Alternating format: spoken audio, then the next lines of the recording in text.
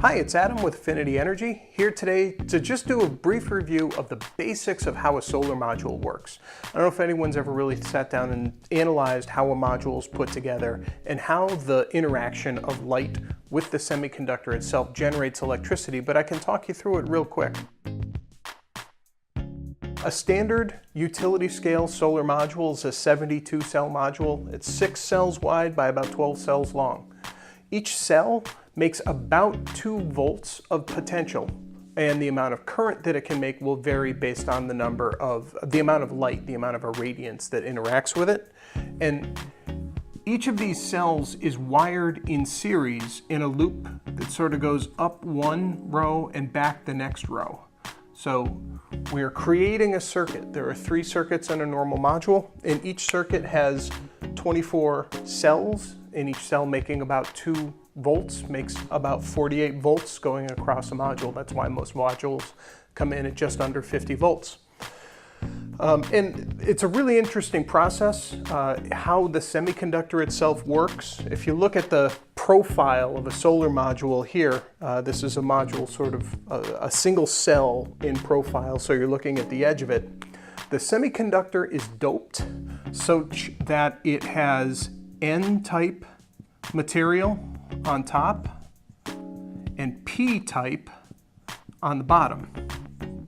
And what that does, what it allows, is when a photon of light comes in and interacts with the solar module, if it has the right amount of energy, an electron from the N-type material will get kicked loose and move over to the P-type material.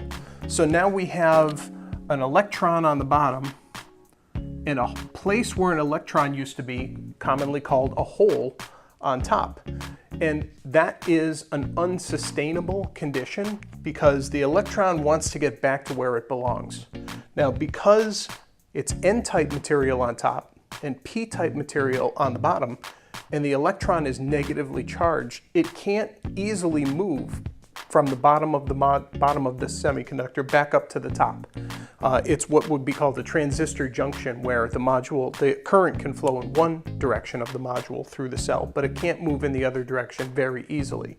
So what we do in the real world is we attach a piece of wire to the bottom and a piece of wire to the top of the module, and we end up with a circuit where there is a negative contact and a positive contact up here, and this is making about 2 volts. So this 2 volt potential multiplied by 24 again gives you 48 volts of potential across each of those 3 loops. And this photon kicking an electron loose, the electron's now down here, it can flow through the circuit, go out to a resistor, which in our case is most commonly an inverter, but it could be any type of electrical load. It will do a little bit of work, and then it'll flow back to the N-type material on top and get home.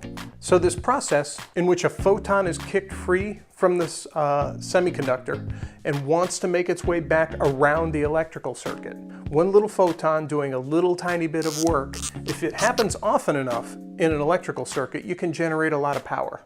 So for a normal module, how frequently this happens is 1 followed by a whole bunch of zeros. So let me draw it out for you. 1 sextillion times per second per cell over the 72 cells of the module. So that's a whole lot of electrons interacting with little pieces of silicon over a utility scale solar farm. It's an awfully big number. It's the biggest number I've ever used in practice. So I just thought you might find that interesting.